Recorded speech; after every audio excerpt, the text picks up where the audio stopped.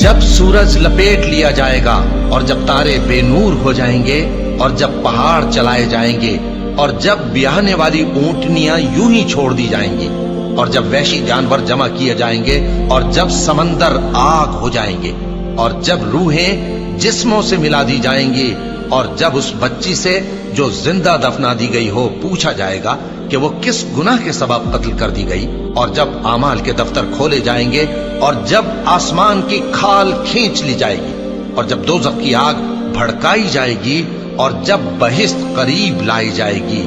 تب ہر شخص معلوم کر لے گا کہ وہ کیا لے کر آیا ہے۔ پس میں ان ستاروں کی قسم کھاتا ہوں جو پیچھے ہٹ جاتی ہیں اور جو سیر کرتے اور غائب ہو جاتی ہیں، اور رات کی قسم جب وہ پھیلنے لگتی ہے، اور صبح کی قسم جب وہ نمودار ہوتی ہے، کہ بے شک یہ قرآن اس فرشتہ عالی مقام کا سنایا ہوا پیغام ہے جو صاحب قوت ہے، مالک عرش کے ہاں اونچے درجے والا ہے، سردار ہے، ساتھ ہی امانت دار ہے۔ اور مکے والو، تمہارے رفیق یعنی ہمارے پیغمبر صلی اللہ علیہ وآلہ وسلم دیوانے نہیں ہیں، اور بے شک انہوں نے اس فرشتے کو آسمان کے کھلے کنارے پر دیکھا ہے،